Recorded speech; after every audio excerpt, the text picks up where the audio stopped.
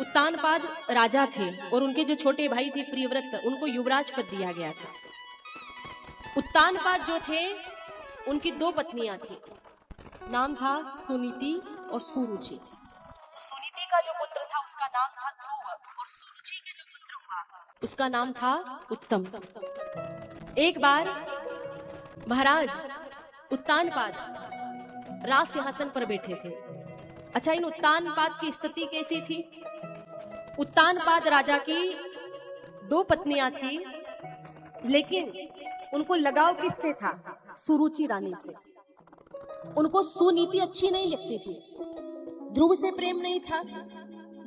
इसको हम इस प्रकार से समझ सकते हैं कि जीव मात्र की दो पत्नियां होती है। जीव ही उत्तानपाद है, माँ के गर्भ से जो जन्मा वो सब उत्तानपाद है। उत्तानपाद क्यों कहा? क्योंकि माँ के गर्भ में जीव उल्टा लटका रहता है, सिर नीचे की ओर होता है, पांव ऊपर की ओर, इसलिए उसे उत्तानपाद कहा। और दो पत्नियां होती है, कैसे? सुरुचि और सुनीति, ये दो पत्नियां हैं। तो सुनीति का मतलब होता है सुंदर नीति, अच्छी नीति, और सुरुचि का मतलब होता है अपनी मनपसंद इच्छा। तो अब बताओ, दोनों में से व्यक्ति को ज्यादा कौन अच्छा लगता है? नीति अच्छी लगती है कि रुचि? बहुत कम है जिनको नीति प्यारी लगती है, बाकी तो रुचि के ही दास है। सबको अपनी मनपसंद इच्छा का काम करना अच्छा लगता है। हर किसी को व्यक्ति अपनी इच्छा से जो कुछ करे अच्छा लगता है उसे। और जहां नीति ने विरोध किया कि तू गलत कर रहा है, उसको बुरा लग जाएगा, वो नहीं मानेगा। तो हम सबकी स्थिति ऐसी ही है। तो ये कथा अपनी ही है। राजा उत्तानपाद राज सिंहासन पर बैठे, उनकी प्रिय रानी सुरुचि पास बैठी। उसका पुत्र उत्तम राजा की गोद में खेल रहा था।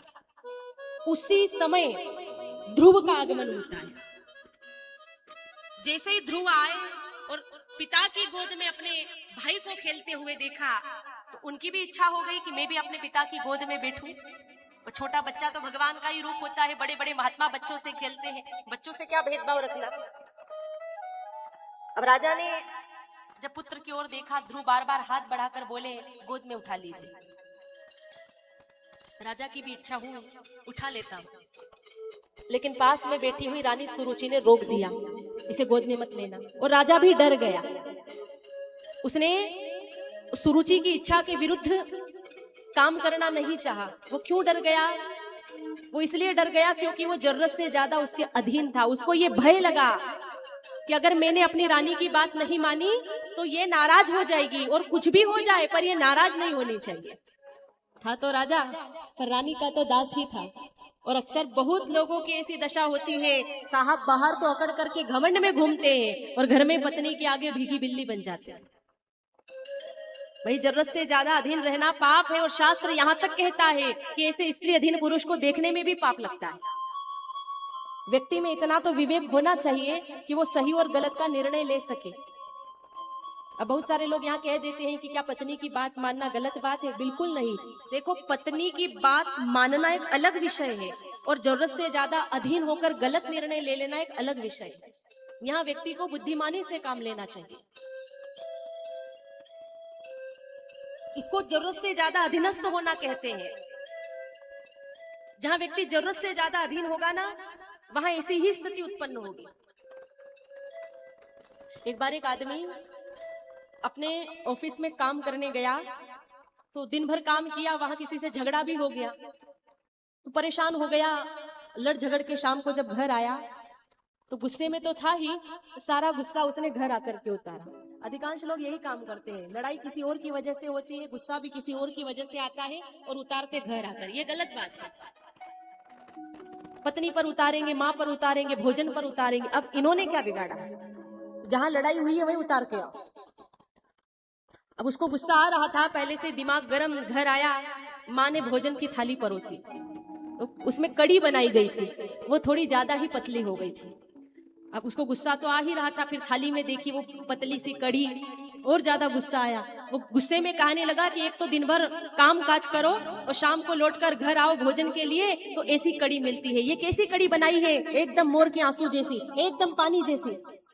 तो माँ ने कहा कि बेटा गरम मत हो, कड़ी मैंने नहीं, तेरी पत्नी ने बनाई। तो वो बोला कि बेशक पानी जैसी है, पर है तो बड़ी ही स्वादिष्ट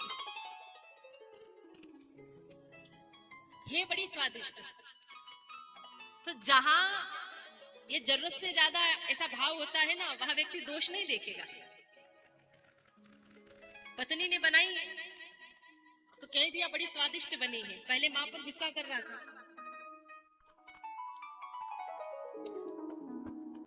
ये तो एक राजा था, राजा होकर के भी इसका ये किस प्रकार का न्याय है। दोनों ही पुत्र उसके, दोनों ही पत्नियां उसकी, लेकिन वो एक से तो जरूरत से ज्यादा अधीनस्थ है और दूसरे के सामने तक नहीं देखता। अब छोटे से बच्चे ने क्या बिगाड़ा है? 5 साल के ध्रुव कुमार बड़ी आशा से पिता की ओर देख रहे हैं कि एक पल के लिए तो बिठाएंगे, पर वो ठहरे अपनी रानी के अधीन। नहीं लिया, बार बार बोले, नहीं उठाया, वो रोने लग गए। तब सुरुचि ने ताना दिया और कहा भाग यहां से, नहीं बैठ सकता तू गोद में। उन्होंने पूछा कि क्यों, क्या मैं इनका पुत्र नहीं हूं? क्या ये मेरे पिता नहीं है? तब ताना देते हुए सौतेली माता बोली कि तेरी माँ रानी नहीं, वो तो दासी है, तू दासी का बेटा है ना, इसलिए राजा की गोद में नहीं बैठ सकता। इनकी गोद में बैठने की इच्छा है तो मेरी कोख से जन्म लेना पड़ेगा। जा जंगल में तपस्या करो, भगवान से कहना कि वे तुझे मेरी कोख से जन्म ले। अब बेचारो, अगर भगवान खुशी होते हैं तो तेरे ही घर में जन्म लेना क्यों मांगा जाए? पर वो मूर्ख थे। ध्रुव जी रोते रोते आ गए अपनी माता के पास और खूब रोए।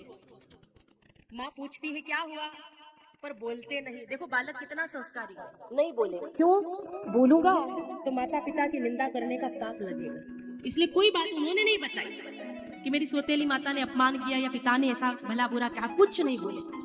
दासी आई, दासी ने सारी बात बता दी। तब माता सुनीति को बड़ा दुख हुआ, वो विचारने लगी कि मैंने अपनी सौतन का कुछ नहीं बिगाड़ा है, फिर भी वो मेरे पुत्र से इस प्रकार का व्यवहार करती है। पर कोई बात नहीं, मुझे ध्रुव को अच्छे संस्कार देने, इस प्रसंग पर ध्यान देना।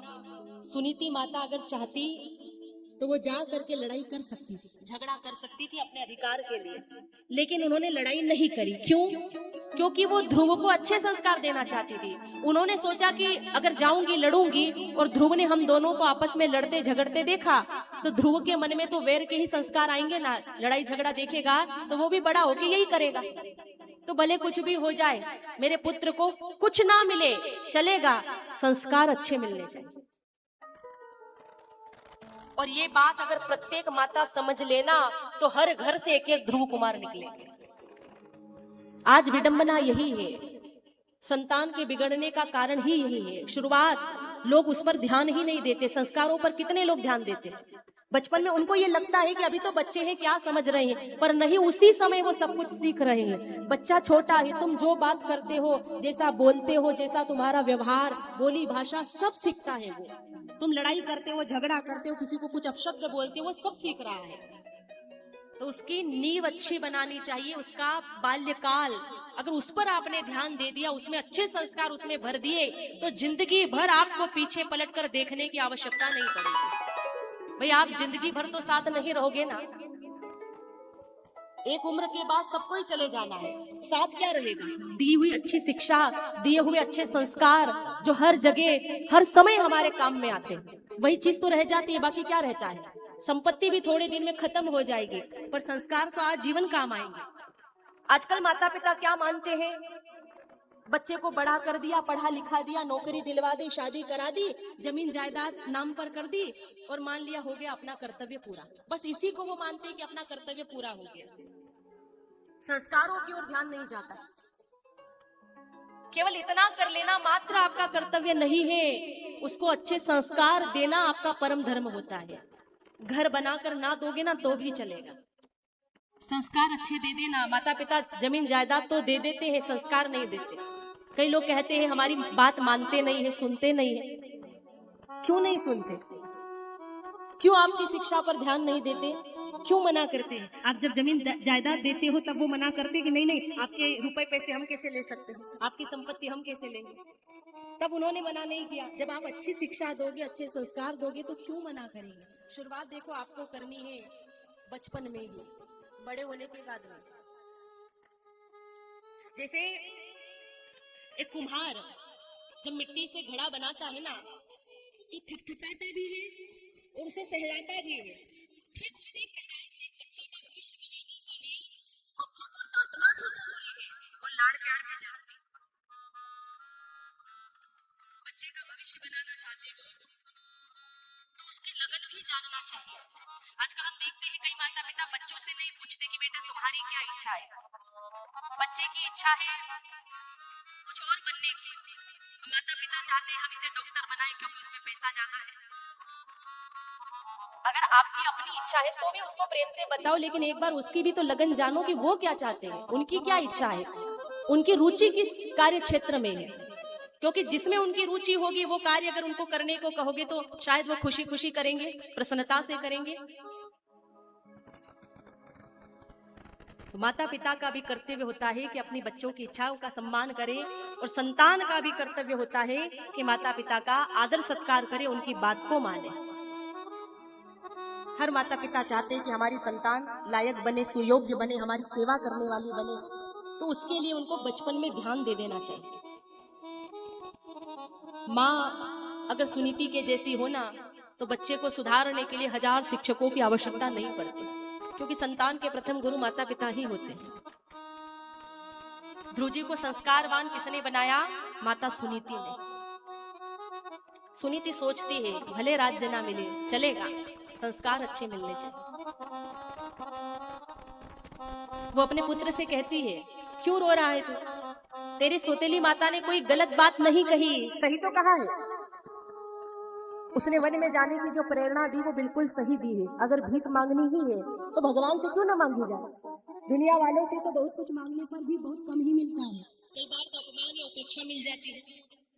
हे पुत्र, तेरी सौतेली माँ ने कहा ना कि जंगल में जाकर नारायण को याद कर भजन कर, मैं भी यही कहती हूँ। तू उनकी शरण में जा, आज से तू मेरा नहीं नारायण का हो गया। यहाँ पड़ा रहना निरर्थक है, बेकार है। जो पिता तेरा मुख देखना नहीं चाहते हैं उनके घर में रह के क्या करेगा? तेरे सच्चे पिता तो नारायण है, जा उनको मना, मन लगाकर याद करना।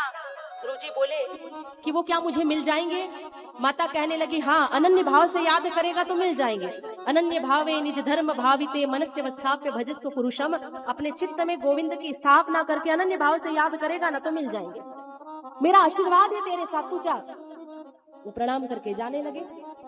माता बोली बेटा सबकी वंदना करके जाना। देखो सुनीति के मन में किसी के प्रति कोई वैर नहीं था, इसलिए कहा कि सबको प्रणाम कर। सौतेली माता को भी वंदन करने के लिए भेजा और ध्रुव जी गए। पहले उन्होंने कहा कि माँ सौतेली माता को प्रणाम क्यों करूं, उसने तो मेरा अपमान किया।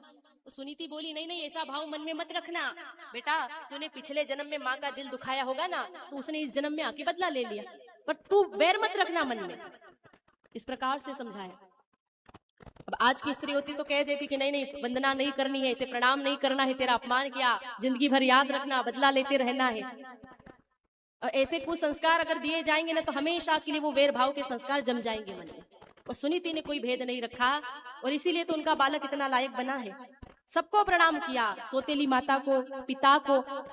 इतना होने के बाद तो उसको समझ जाना चाहिए था, लेकिन सुरुचि के दिल पर कोई असर नहीं पड़ा। उसने सोचा अच्छा है जा रहा है तो मेरे पुत्र के राज्य से हिस्सा लेने नहीं आएगा, जाने दिया।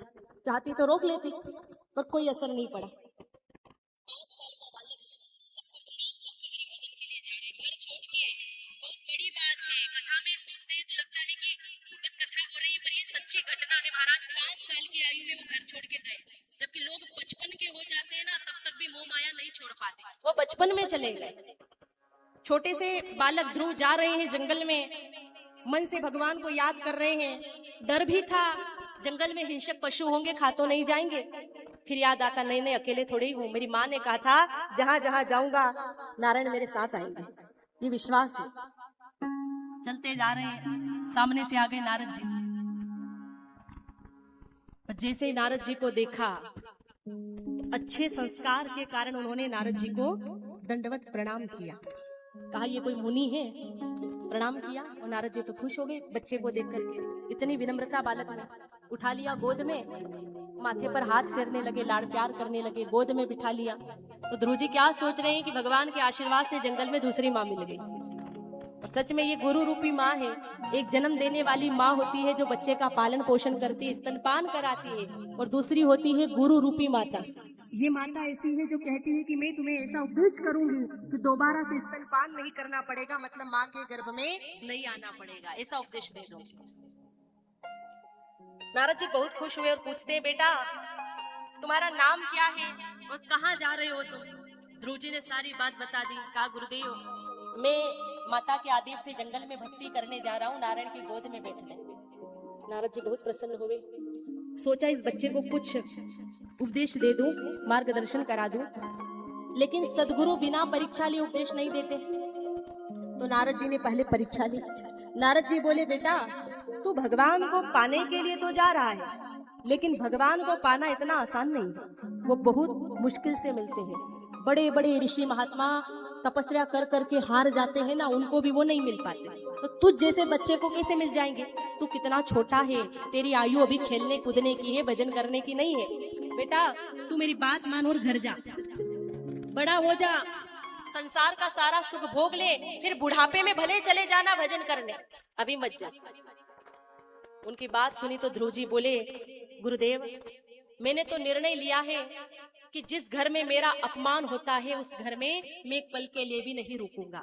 मैंने निर्णय लिया है कि इसी जन्म में मैं भगवान को प्राप्त करके रहूंगा और अपने पिता की राजगद्दी पर कभी नहीं बैठूंगा। मेरा ये पक्का निर्णय है। आप कृपा कर मार्गदर्शन करा दो। और देखो जब ये बात सुनी तो उनका हृदय पिघल गया। वे सोचने लगे कि ये लायक है। पहले परीक्षा ली, पहले परख करके देखा कि ये लायक है या नहीं। कई बार लोग है ना जल्दबाजी में घर छोड़ करके चले जाते हैं, 2-4 सवाल उनसे करो तो घबरा करके वापस घर चले जाएंगे। उनका लक्ष्य पक्का नहीं होता है ना, तो श्रद्धा डगमगा जाएगी। लेकिन जो लक्ष्य बना करके दृढ़ निर्णय करके निकला है, उसके सामने भले पहाड़ के समान भी विपत्ति आ जाए, फिर भी उसका लक्ष्य नहीं बदलेगा। पाना है तो पाना है। यही तो दृढ़ता होनी चाहिए भक्ति मार्ग में। ध्रुव जी ने अटल निर्णय से कहा कि उनको पा के रहूंगा। गुरुजी आप कृपा करके मेरा उद्धार करा दीजिए, मुझे मार्गदर्शन कराइए, क्योंकि जीवन में अगर गुरु की कृपा हो जाए तो भक्त को भगवत प्राप्ति बहुत जल्दी हो जाती है। गुरु कृपा जो हो जाए। हाथ जोड़कर प्रार्थना कर रहे हैं, वंदना कर रहे हैं। ध्रुव जी महाराज गुरु जी से निवेदन कर रहे हैं, गुरुदेव कृपा करो। और सच में नारद जी ने कृपा करी। गुरु की कृपा हो जाए ना, देखिए गुरु का आशीर्वाद अगर मिल जाए तो भगवत प्राप्ति, भगवान को पाना ये बहुत आसान हो जाता है। ऐसा नहीं है कि व्यक्ति अपनी साधना से नहीं पा सकता, पा सकता है। हम भजन करके भक्ति करके पा सकते हैं, लेकिन गुरु कृपा से अगर मिले ना तो एक तो भगवान जल्दी मिल जाते हैं और दूसरा व्यक्ति में अहंकार नहीं आता। जो स्वयं के प्रयास से मिलेंगे तो अभिमान घेर लेगा, और गुरु कृपा से मिलेंगे तो अभिमान नहीं आएगा। इसलिए गुरु कृपा जीवन में बहुत जरूरी है। संत कृपा कर दे, गुरु कृपा कर दे, कोई सच्चे गुरु सच्चे संत मस्तक पर हाथ रख दे तो नैया जल्दी पार हो जाती है। नारद जी ध्रुव से कह रहे हैं, पुत्र जो व्यक्ति धर्म अर्थ काम मोक्ष की प्राप्ति करना चाहता है, हरि को पाना चाहता है, उसके लिए एक ही साधन, और वो साधन है भगवान के चरणों की सेवा। उनकी सेवा करके व्यक्ति चारों पदार्थ पा सकता है, उनकी प्राप्ति कर सकता है। ध्रुव जी से कहा गया कि पुत्र तू जा श्रीधाम वृंदावन में, वहाँ यमुना महारानी है, ठाकुर जी का वहाँ नित्य निवास है। और देखो शुद्ध भूमि में सात्विक भाव जागते हैं। भूमि का भी असर मन पर पड़ता है। जैसी भूमि होगी ना उसका असर भी मन पर जरूर पड़ेगा। शुद्ध भूमि में सात्विक भाव जागते हैं, अशुद्ध भूमि होगी तो वहां काम के परमाणु घूमेंगे जो मन को बिगाड़ेंगे। तो भूमि का भी अपना एक पराक्रम होता है। भाई किस स्थान पर क्या कर्म किया जा रहा है फर्क पड़ेगा ना। एक स्थान पर बहुत समय से अगर साधना हो रही है, यज्ञादिक कर्म हो रहे हैं, जिस स्थान पर बैठकर अगर किसी ने बहुत तपस्या करी है, खूब साधना करी है, तो स्थान सिद्ध हो जाएगा, वो स्थान पावन बन जाएगा। हम तीर्थ यात्रा करने जाते हैं, क्यों जाते हैं? क्यों महिमा है उनकी? क्योंकि वहां पहले बैठकर किसी ने तपस्या करी है। हिमालय की इतनी महिमा क्यों गाई जाती है? क्योंकि वो तपस्या का स्थान है, वहां खूब तप हुआ है। और ऐसी भूमि पर अगर जाके बैठेंगे तो उसका भी मन पर असर पड़ेगा, मन जल्दी लगेगा। तो भूमि का असर होता है। नारद जी ने आज्ञा प्रदान करी, पुत्र वृंदावन धाम में जा, यमुना के तट पर। तस्मात् गच्छ भद्रं ते यमुनायाः तटं शुभं, पुण्यं मधुवनं यत्र सानिध्यं नित्यदा हरे। वहाँ हरि का नित्य निवास है, हरि का सानिध्य है, यमुना मैया बहती है वहां जाना। और मंत्र दिया, द्वादश अक्षर मंत्र, ओम नमो भगवते वासुदेवाय। कहा इस द्वादश अक्षर मंत्र का लगन से जप करना, जप की धारा टूट न जाए इस बात का पूरा ध्यान रखना। और मेरा आशीर्वाद है, तुझे 6 महीने में भगवान मिल जाएगा। देखो, गुरु ने मंत्र भी दिया और आशीर्वाद भी दे दिया कि 6 महीने में भगवान मिल जाएंगे। बस लगन से याद करते रहना। ध्यान करने से पहले उनकी मानसी सेवा करना, क्योंकि मानसी सेवा से भगवान बहुत जल्दी प्रसन्न हो जाते हैं। मानसी सेवा मतलब मन से जो सेवा करी जाए, ऐसी सेवा विरक्त महात्मा जन करते हैं और गृहस्थ को भी करनी चाहिए। गृहस्थ दोनों सेवा करे, प्रत्यक्ष भी करे और मानसी भी करे। प्रत्यक्ष में सारी वस्तुएं भेंट करनी है, वो सेवा भी करे, और मानसी माने मन से भी सेवा करे। मन से भगवान को स्नान कराना है, मतलब आप ध्यान में बैठे हैं और ध्यान से ही सब करवा रहे हैं। ध्यान लगाकर बैठ गए और भावना कर रहे हैं कि हम यमुना जल से ठाकुर जी को स्नान करा रहे हैं, सुंदर वस्त्र आभूषण धारण करा रहे हैं, सुंदर भोग लगा रहे हैं, आरती उतार रहे हैं, तो ये मन से सेवा होती है। ऐसा करने से मन शुद्ध हो जाता है। तो गृहस्थ दोनों सेवा करें। तो नारद जी ने इस प्रकार से सूचना दी और वो वहां से चले गए। अब ध्रुव जी गुरु को प्रणाम करके पधारे, मधुबन में आए, प्रणाम किया और बैठ गए तट पर। प्रथम दिन उन्होंने उपवास किया और 3 दिन तक एक आसन पर बैठ करके जप किया। दूसरे महीने में और संयम बढ़ाया, एक साथ 6 दिन तक ध्यान में बैठने लगे। तीसरे महीने में और संयम किया, एक साथ 9 दिन तक ध्यान करने लगे। अब फलाहार नहीं करते थे, छोड़ दिया, वृक्षों के पत्ते खाने लगे। चौथे मास में पत्ते खाना भी छोड़ दिया और यमुना नदी का जल पी करके 12 दिन तक एक आसन से जाप किया। 5वें मास में उन्होंने एक साथ 15 दिन तक एक आसन पर बैठ करके जाप किया। जलपान भी छोड़ दिया, केवल हवा का भक्षण करके जाप कर रहे। 6ठे महीने में निर्णय ले लिया कि जब तक भगवान नहीं मिलेंगे तब तक इसी आसन पर बैठा रहे और लगन से याद करना। यही भक्ति है। भक्ति में एक तो संयम धीरे धीरे बढ़ाना चाहिए, एकदम से नहीं छूटेगा। आप सोचोगे कि एकदम से छूट जाए तो शायद किसी की साधना बहुत अच्छी हो, छूट भी जाए, पर बाकी एकदम से छोड़ना मुश्किल होता है। तो व्यक्ति को धीरे धीरे प्रयास करना चाहिए, क्योंकि ये मन जन्म जन्मांतर तक से बिगड़ा हुआ है। पता नहीं कितने ही जन्मों से इसमें वासना भरी है। तो धीरे धीरे करके इसको सुधारने का प्रयास करना चाहिए और अभ्यास से सब संभव है। धीरे धीरे संयम को बढ़ाएं, धीरे धीरे एक एक वस्तु की आसक्ति कम करते जाएं और अपना मन भगवान में लगाते जाए। संयम को बढ़ाते रहना चाहिए और भक्ति भी बढ़नी चाहिए। जैसे आज हमने एक माला करी तो कल और बढ़ा के करेंगे, परसों और बढ़ाएंगे। लोग ऐसा करते नहीं है। मान लो किसी का नियम भी हो ना 11 माला करने का, और कारणवश किसी दिन माला छूट जाए या मन ना हो, तो लोग क्या करेंगे, आज नहीं करते, एक काम करते कल बढ़ा के कर लेंगे। दूसरे दिन फिर इच्छा नहीं होगी, फिर वो इकट्ठा कर लेंगे, अगले दिन फिर कर लेंगे। तो ऐसे इकट्ठे करते रहते। ऐसा कभी होता नहीं है, क्योंकि इकट्ठे तो वो कर लेंगे लेकिन उसको पूरा नहीं करेंगे। मन बिगड़ जाता है, मन भटक जाता है। और करते हो तो अच्छी बात है। मान लो किसी कारणवश छूट जाए, बात अलग है, लेकिन जिस दिन छूट जाए उस दिन पश्चाताप भी होना चाहिए। जिसका नियम बन जाता है ना रोज पूजन पाठ करने का, और मान लो कारणवश छूट जाए तो दिन भर अच्छा नहीं लगेगा। दिन भर मन में वही भाव आएगा कि आज हमारी माला छूट गई, आज हमारा मंत्र जाप छूट गया, आज हमारा ये अमुक स्तोत्र, ये 40 ये पाठ छूट गया। बार बार ध्यान वही जाएगा। और अगर ध्यान वहां जा रहा है तो अच्छी बात, कम से कम याद तो कर रहे हो। तो भक्ति बढ़ाते रहना चाहिए, भक्ति कम नहीं होनी चाहिए। ध्रुव कुमार ने अपने भजन को बढ़ाया है, संयम को भी बढ़ाया, धीरे धीरे करके सब छोड़ दिया। अब खाली हवा का भक्षण करते हुए वो जाप में मगन है, पैर के एक अंगूठे पर खड़े होकर के तपस्या में मगन।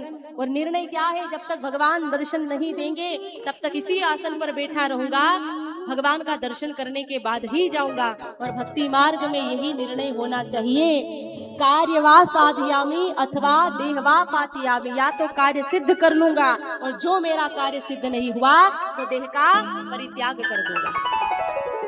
ऐसा ही भाव होना चाहिए। अगर भगवान के बने होना तो पूरी तरह से बनो। भगवान पूरा पूरा प्रेम चाहते, आधा अधूरा नहीं। शरणागति ली है तो पूरी तरह से शरणागत हो जाओ। भगवान के श्री चरणों में पूरी निष्ठा के साथ समर्पित होना चाहिए।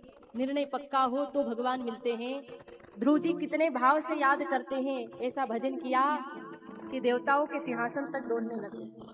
एक तो इतनी छोटी आयु, फिर श्वासों को जीत करके पैर के एक अंगूठे पे खड़े होकर के तपस्या कर रहे। सारे देवता भगवान के पास गए तो बोले अब तो आप जाकर के ध्रुव को दर्शन दे दो। नारायण बोले कि मैं दर्शन देने नहीं, दर्शन करने जा रहा हूँ। भगवान को भी भक्त से मिलने की इच्छा हुई, प्रकट हो गई भगवान। पर देखो ध्रुव ने आंख नहीं खोली अपनी। भगवान सोचने लगे कि यहाँ कब तक खड़ा रहूंगा। ध्रुव जी को पता भी नहीं कि जिसका भजन कर रहा हूँ मेरे सामने खड़े। इतने मगन भगवान भी आगे पता नहीं चला। भगवान ने लीला करी, उनके हृदय में जो तेजो में प्रकट स्वरूप था जिसे देखकर ध्यान करते थे वो अदृश्य कर दिया। और जैसे ही वो स्वरूप गायब हुआ ध्रुव व्यथित हो गए। कहाँ गया वो स्वरूप? जैसे आंख खोली सामने भगवान नारायण खड़े। अब मानो दर्शन नहीं कर रहे, उनकी रूप ज्योति का पान कर रहे हैं। दोनों एक दूसरे को देख रहे हैं। ध्रुव सोच रहे हैं कि स्तुति करूं, पर स्तुति याद किसे करना तो चाह रहे, सोच रहे अगर स्तुति आती तो आज मैं नारायण की बड़ी सुंदर स्तुति करता। मन का भाव तो भगवान ने जान लिया।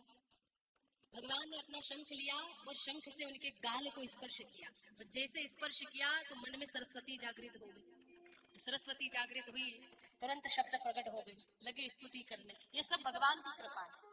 बहुत सुंदर स्तुति करी ध्रुव ने।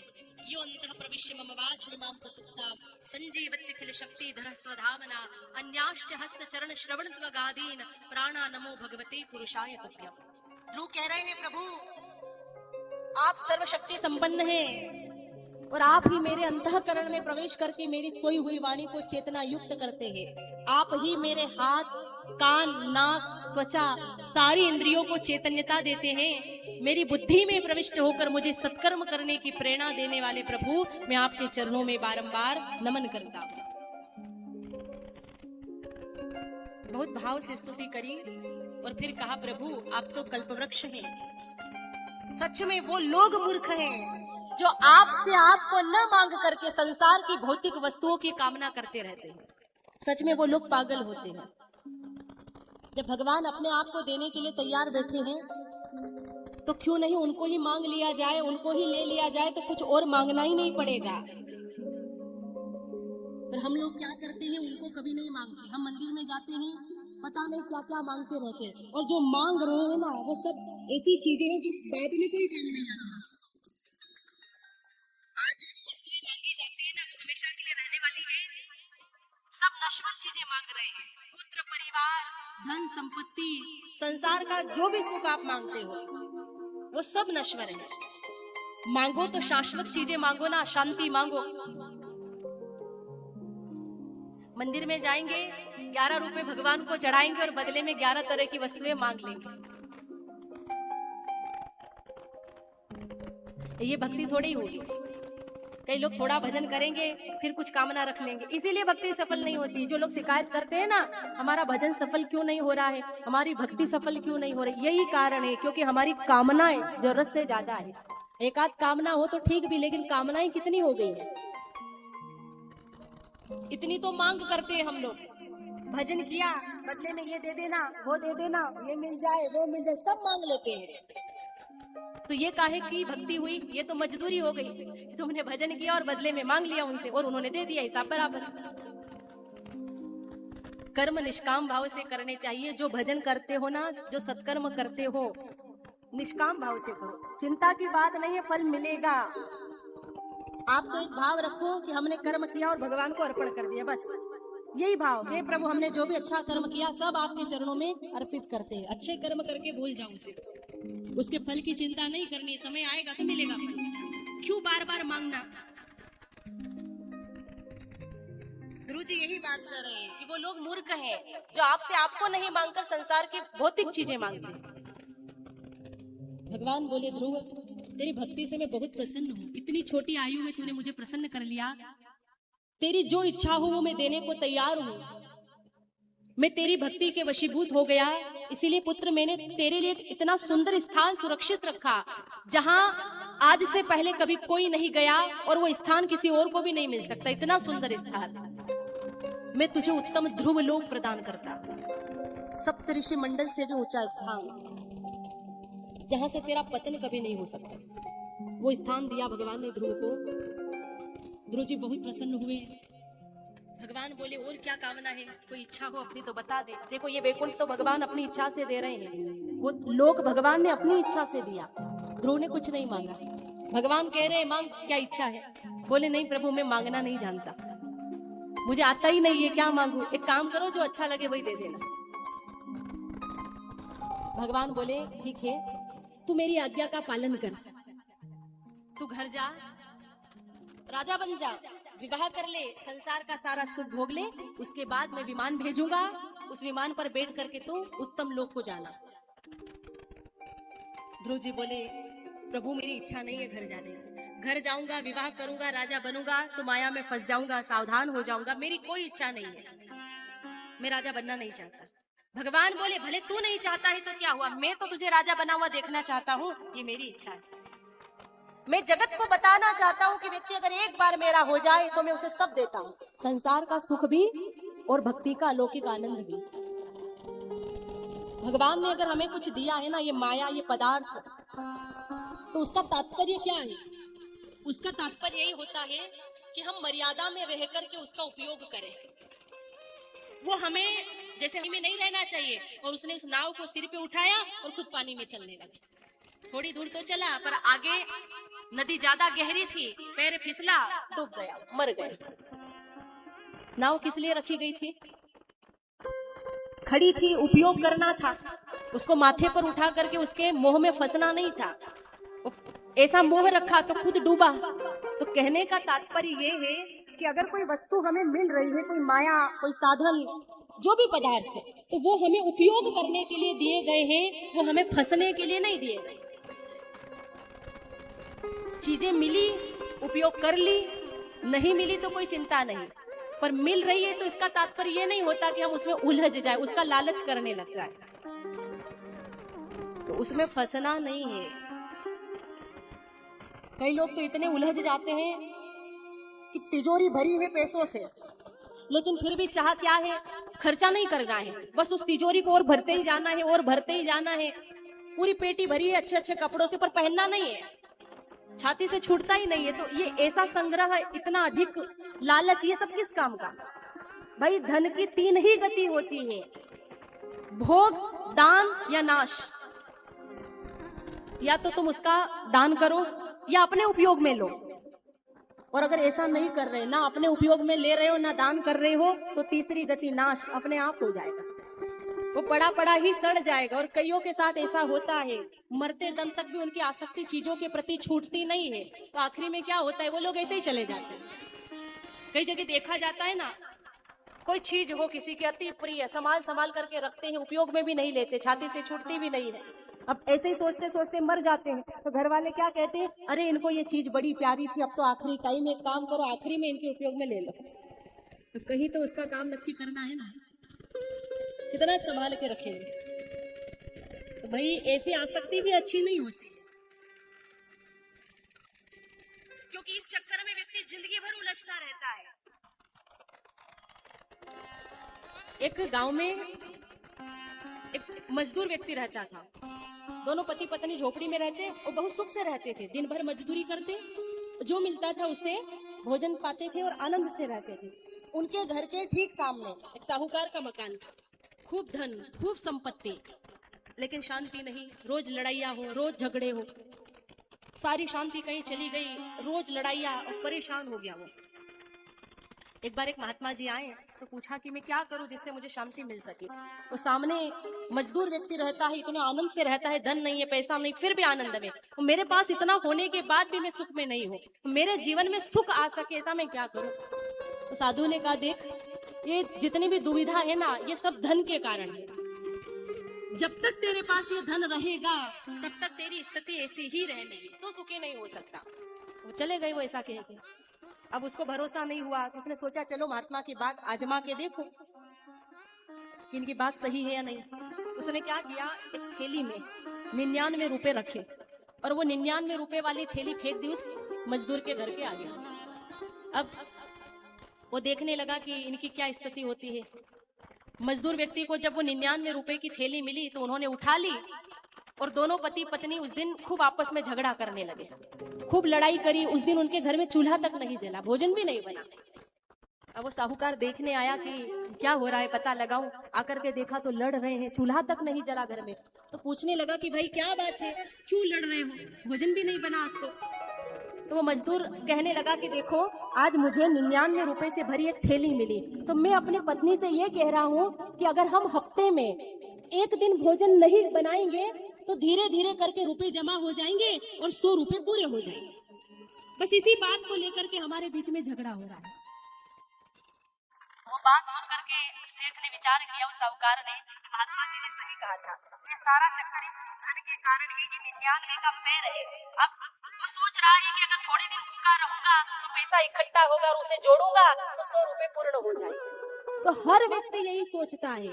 अब जिसके पास 1 लाख रुपए वो सोचता है कि 2 लाख हो जाए, 2 वाला सोचता है 5 हो जाए, 5 वाला सोचता है 10 हो जाए, फिर करोड़, तो ये तो बढ़ता ही जाएगा, इसका कभी कोई अंत नहीं आने वाला। लालच ऐसी चीज है जो कभी भी खत्म नहीं होता है।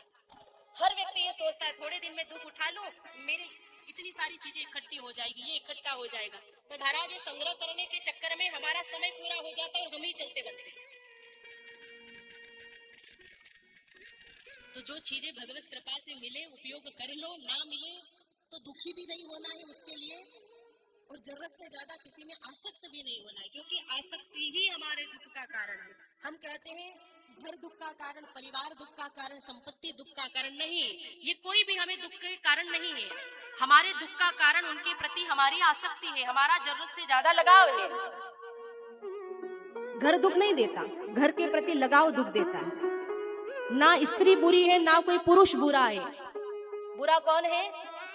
हमारे अंदर छिपी अपनी काम वासना, अपनी आसक्ति, ये बुरी है, यही दुखदायी है और हमें उसी का त्याग करना है।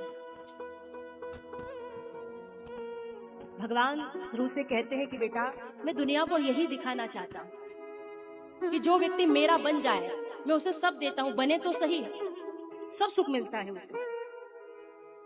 और भगवान ने ध्रुव को राज्य देकर के इस बात को चरितार्थ कर दिया। ध्रुव जी गए प्रणाम करके, भगवान भी अंतर ध्यान हो गए। जब ध्रुव लौटे और पिता ने उनको आते हुए देखा तो राजा के मन में जो भाव था वो शुद्ध हो गया। ध्रुव जी को देख करके वो विचार करने लगे कि मेरे 5 साल के छोटे से बच्चे ने भगवान को पा लिया और एक मैं हूं जो आधी जिंदगी गुजार चुका, अभी भी रानी सुरुचि की माया में फंसा हुआ हूं, धिक्कार है मेरे जीवन। खूब रोया राजा। ध्रुव जी ने आकर के वंदना करी, प्रणाम किया, बोले पुत्र मुझे वंदन मत कर, मैं योग्य नहीं हूं। ध्रुव जी ने सौतेली माता को भी प्रणाम किया, उसका भाव भी शुद्ध हो चुका था, इतने बरस हो गए, इतना समय हो गया, रो रो करके मानो सारा पाप ही धो दिया हो। ध्रुव जी ने उनकी भी वंदना करी। अंत में फिर अपनी माता की वंदना करने गए और जब अपनी माता को वंदन किया तो माता सुनीति का हृदय हर्ष के मारे इतना भर आया, उनको ऐसा लगा कि मानो आज ही वो पुत्रवती हुई हो। खूब आनंद हुआ, क्यों ना हो, पुत्र भगवान को जो पाके आ गया। अच्छा, पुत्र वाली माता कौन मानी जाती है? जिसके घर बेटा है वो नहीं, जिसके घर पुत्र है वो पुत्र वाली नहीं कही गई। कौन है पुत्र वाली माता? पुत्रवती जुगती जग सोई, रघुवर भगत जासु सुत होई। पुत्र वाली माता तो वो कही जाती है जिसका बेटा भगवान का भक्त बन जाता है, जो संस्कार को उज्जवल कर देता है, वही माता पुत्र वाली मानी जाती है, जिसने अपने संतान को अच्छे संस्कार दिए हैं। आज माँ को इस बात का गर्व है कि मेरे पुत्र ने भगवान को पाया, और कुल में अगर एक सत्पुत्र पैदा हो जाए ना तो पूरे कुल को तार देता है। माँ आज बहुत आनंद में है, सबका आदर कर रहे हैं। ध्रुव कुमार, सारे ग्रामवासी बोले कि हमारे राजकुमार ने भगवान को देखा, अगर हमने इनको देख लिया तो हमारा जीवन भी सफल हो जाएगा। तो हाथी पर बिठाकर पूरे नगर में भ्रमण कराया गया, सबने दर्शन किया। फिर उनका राज्याभिषेक करवाया गया और शिशुमार प्रजापति की कन्या भ्रमी से उनका विवाह हुआ। राजा बन गए। अब वो राजपाट भी स्वीकार किया और राज्य करते हुए धर्म के अनुसार प्रजा का पालन करते थे, साथ साथ हरि भक्ति भी करते थे। भाव वही था भगवान के प्रति। देखो ये कथा हमें कितनी सुंदर सीख दे रही है, मतलब जीवन जीना कैसे चाहिए ये सिखा रही है। वो राजा भी थे, उन्होंने राजकार्य भी किया, भगवत दर्शन भी किया और राज्य भी कितने समय तक 36,000 वर्ष तक राज्य किया। अपनी प्रजा से भी बहुत प्रेम करते थे, धर्म का पालन करते थे और 36,000 वर्ष तक राज्य करने के बाद फिर सब छोड़ दिया। जब बुढ़ापा आया ना, सब त्याग करके निकल गए। ये कथा कितनी अच्छी सीख दे रही है। या इस कथा से हमें प्रेरणा मिल रही है कि एक आयु होने तक व्यक्ति अपने घर में परिवार में रहे, पर उम्र हो जाने के बाद व्यक्ति को अपनी मोह माया, अपनी आसक्ति उसकी प्रति कम कर देनी चाहिए। पहले लोग घर छोड़ के चले जाते थे, आज समय ऐसा नहीं है कि आप घर छोड़ के बाहर जाओ, कोई बात नहीं, घर में रहो, लेकिन घर में रह करके भी भजन तो किया जा सकता है। एक आयु हो जाए तब तो व्यक्ति को सावधान हो जाना चाहिए।